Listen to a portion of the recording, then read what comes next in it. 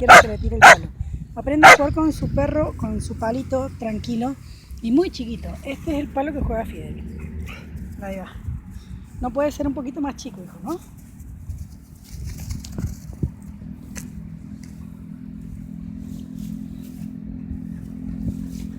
Tráelo, tráelo.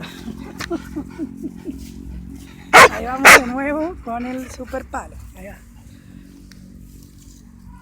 Y así puede estar 3.500 muchas veces todo el día con su palo.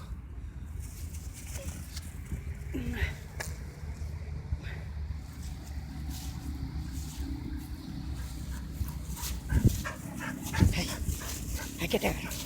Ay, que te agarro con el palo. Ay, que te agarro con el palo. Dame el palo.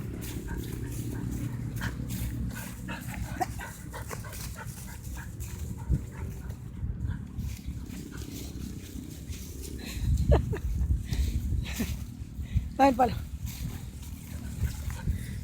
Última vez, hijo.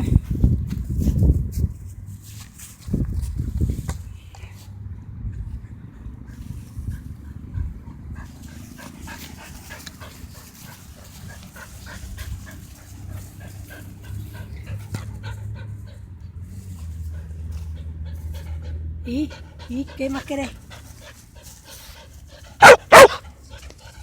¿Qué querés?